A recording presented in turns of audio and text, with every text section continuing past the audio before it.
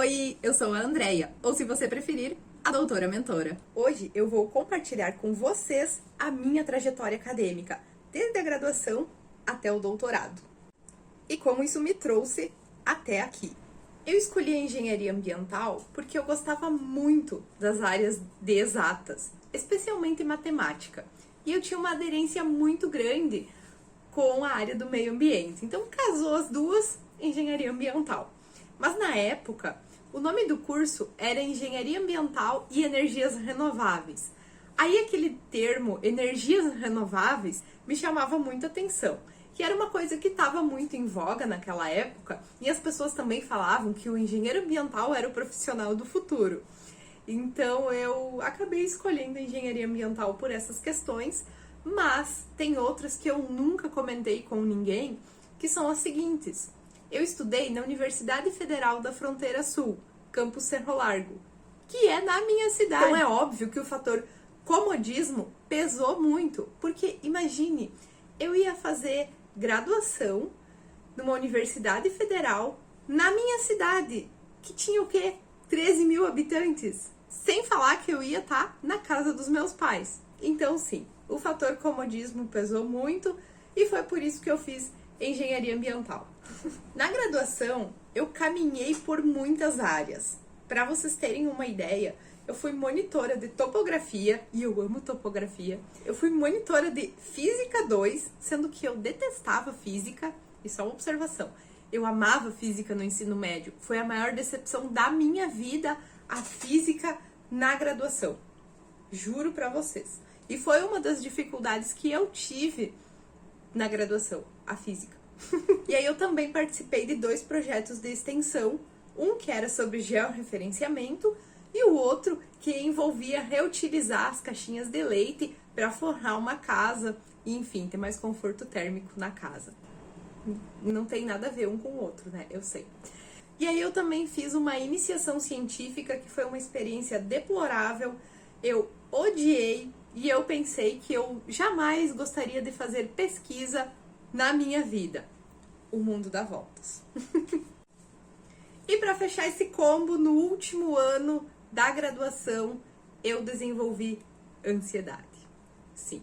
O meu TCC foi um negócio deplorável, tá?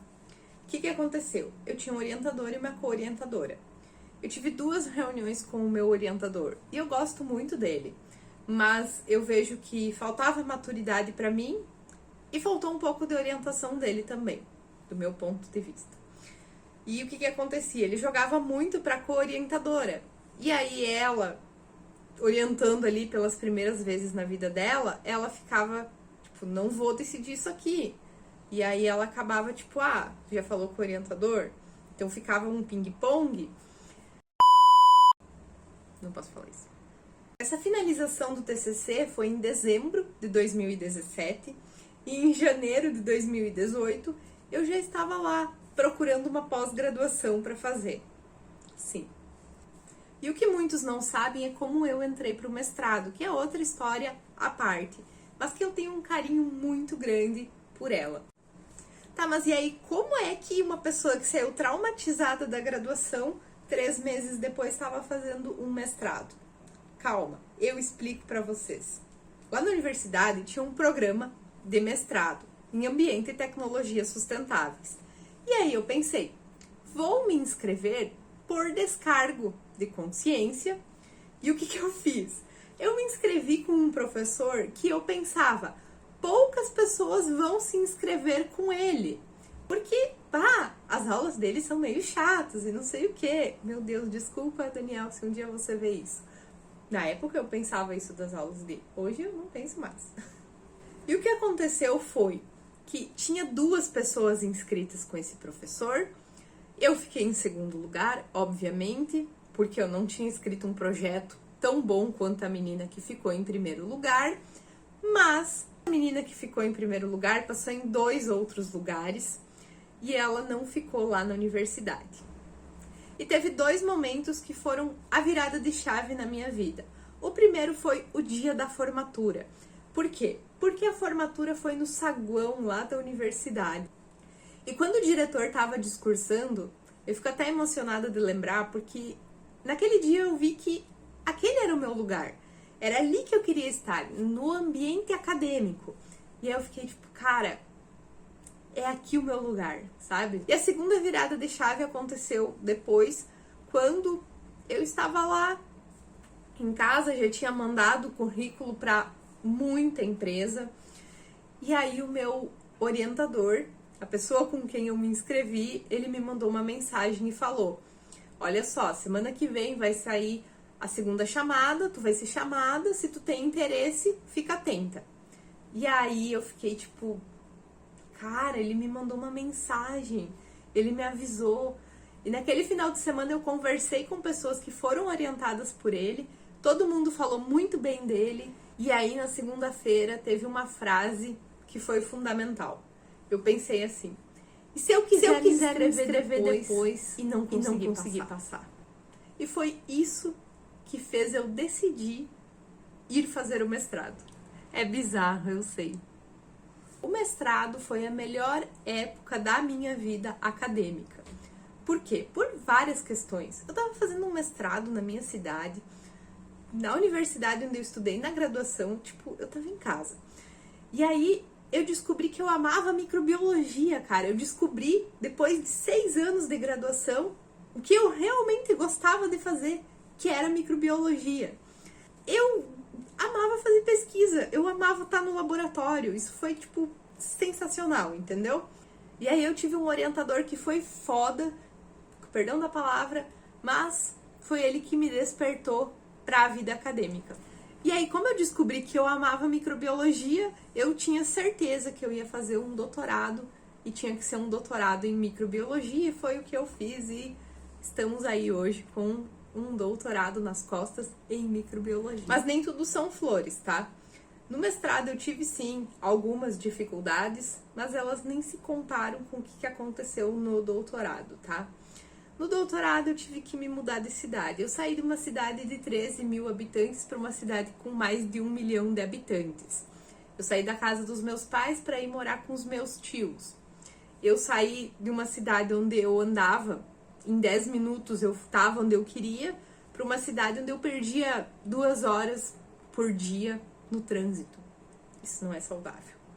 Então, o doutorado foi uma mudança muito grande da minha vida, da rotina, das coisas que eu estava acostumada. Eu fui para um laboratório novo, uma universidade nova, uma orientadora nova, pessoas diferentes, uma pesquisa que eu queria fazer que não deu certo, que eu tive que mudar para outra coisa depois. Então, após 1 ano morando em Porto Alegre, eu fui morar em Novo Hamburgo com o meu namorado, e depois de 6 meses morando juntos, ele descobriu que ele tinha um tumor no cérebro. Foi o maior choque da minha vida, e naquele momento eu estava disposta a abandonar o doutorado se a minha orientadora não me liberasse. Mas ela me liberou. Ela falou: fica afastada o tempo que tu precisar e depois tu recupera o que tu tiver que fazer. E eu sempre acho que essa foi a virada de chave que eu tive na relação com a minha orientadora. E claro, teve a questão de trocar de projeto no meio do caminho. Eu tinha um projeto de pesquisa e aí eu tive que desdobrar para outra área, digamos assim, desdobrar para outros caminhos ao longo do percurso, porque o que eu tinha definido não dava certo. Então a gente mudou, fez outras coisas e isso foi muito legal, porque eu descobri outras coisas que eu gostava também. O papel dela como orientadora, me acolhendo, foi fundamental para não desistir do doutorado, entende? Então foram basicamente essas as dificuldades que eu tive no doutorado. Essa mudança toda de rotina, de cidade, de vida. Esse susto que o meu noivo me deu, ele tá bem? Ele ainda tem o tumor, mas ele tá bem. E claro, né, eu tinha um projeto de pesquisa que eu tive que mudar ao longo do caminho. E, na verdade, isso não foi um problema pra mim, isso, na verdade, foi um motivo muito feliz. E eu não poderia deixar de dizer que, no meio do meu doutorado, eu iniciei uma segunda graduação em Ciências Biológicas. Sim, talvez eu seja maluca. E sim, lá na metade do doutorado, eu criei a página da Doutora Mentora também. Ai, eu sou doida. Resumindo, é mais ou menos isso. Foi assim que eu saí de uma cidade de 13 mil habitantes para uma cidade de mais de 1 milhão de habitantes e uma filha de agricultor se tornou doutora. E aí, qual é a sua trajetória acadêmica? Qual foi o seu maior desafio? Compartilhe aqui nos comentários. Não se esqueça de curtir, se inscrever e ativar o sininho para não perder nenhum conteúdo.